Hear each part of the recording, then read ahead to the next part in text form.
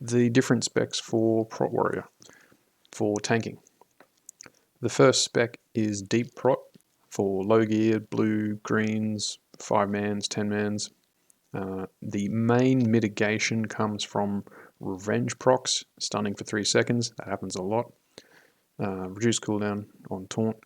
The shield bash to actually silence casters, like example in Scholomance, and concussive blow, using that on cooldown every fight.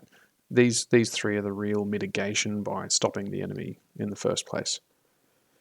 The rest of all the talents you're already fully aware of. Now, when we go from low gear 5-mans to raid, you move 5 points. You take out Revenge and Shield Bash because they don't work on raid bosses and most mobs in raids. And you put them into Imp Heroic Strike, Attack, and Anger Mastery. Just to reduce Heroic Strike, cast more threat, good times. For a point, there was also a spec Impale Prot, and we'll see the difference here. You lose 5 parry, so that's less mitigation. Parry being 5%, 1 in 20. It's actually quite a figure. Putting all the points down into Impale Prot for extra 20% on crit. Now, notice as well you lose 2% in actual crit. Now, tier 1, some blues, maybe a bit of BWL gear. The crit's not actually that high, and the overall damage isn't that high. So the main thing about Impale Prot is it really comes in when you've got world buffs, Songflower and Oni. And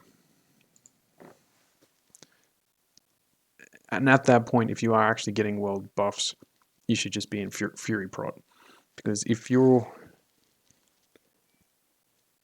trying to maintain threat in Impale Prot, and you happen to actually wipe on one of the first bosses like Veil, you're not in a good spot for the rest of the raid. Because they're world buffed, you're not. And you can't just get the crit back. So Impale Prot really dies off when you don't have your world buffs. So next along, the 31 points as what I call the base of all my Fury Prot, or all the Fury Prots, I think. 5 Cruelty, obvious. If you look at the logs, Unbridled Wrath doesn't do too much if you've got a one-hander and a shield. And as in terms of how much rage it grants you over a minute, it doesn't actually add up to as much as like 1 or 2 points in Heroic Strike. So I haven't bothered with that for the last 4 or 5 phases. Imp Demo Shout really will be more effective than Booming and Unbridled. Piercing Howl, always put a point in it. It's just great. I'm not even going to go into how great it is, it just is. Battle Shout, Enrage, Death Wish, Flurry, Thirst. So this base 31 here is I put in all the builds. And the first one, which is a slightly more defensive Fury Prot, has the base build, 5 points in deflection, because you have to imagine a trinket that has 5% parry on it. Does that look desirable? Yes, it's quite a lot. So just flicking between a couple of talents here and there, that's actually quite a lot of mitigation. Now, so starting with 5 points in there, then heading down Prot, obviously some shield, Blood Rage, 3 or 5 toughness, Last Stand. You can practically use it on every boss. That's good. Imp Shield Block. You should already know why. You do only end up with 3 points in Defiance, but that's actually not that bad. Because by the time you're Fury Prodding with 5 parry and extra 9%, 3 out of 5 Defiance is actually, it's fine for BWL and AQ, AQ 40. And even most of Naxx. So this is very similar to the amount of defense Deep Prot has. The main difference being 6 and 10% armor difference, which isn't that much at the low end. If you've got 4, 5, or 6,000, difference between 6 and 10% is really only 160, 200, and 240 armor, which is nothing if you're really consumed anyway. So between 6 and 10, that doesn't really matter too much.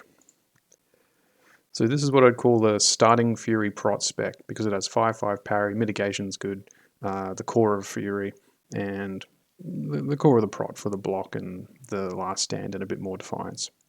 So that one there, I'd go with that one first. The next one is, I'd say Fury Prot, the one I use the most, and it does rely a bit on BWL and AQ gear. It looks very similar to the previous one. You'll notice it takes 5 out of 5 of deflection. It puts 3 into Imp Heroic Strike and an extra 2 into Defiance.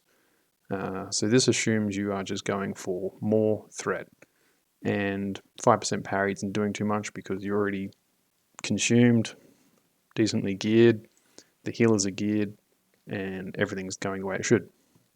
This spec I used from, I think, mostly phase 2 all the way to the end of Naxx. And this is what I would call, the Fury Prot spec. Adjustments to that then become arguable and stylistic and whatever, but these are all the ones. Now the last one, which should not really be a spec, but sort of can be, is your basic Fury arms. If you're not in Naxx, or if you're not in AQ40, or if you're an off tank and you don't really have to rely on Defiance for threat, and you're not tanking any boss that really does damage and need the extra shield bash for the enrage phase, and you're not really after last stand, you can just go the standard Fury Arms build. And this even works in 5, 10, and 20 mans. A couple of tricks to actually running this is you are geared, you are consumed, and you are probably bringing some world buffs, and the healers are strong.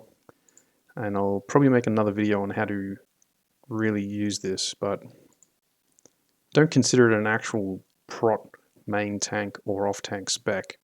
But if you are geared, it can be, but shouldn't be.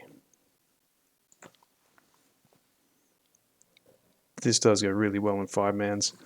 There are a few tricks, which I'll probably cover another time, about opening into a whirlwind thirst and a couple of shouts, but that's something else. Anyway, they're the main specs. Deep prot for raid. Fury prot with some parry to start off.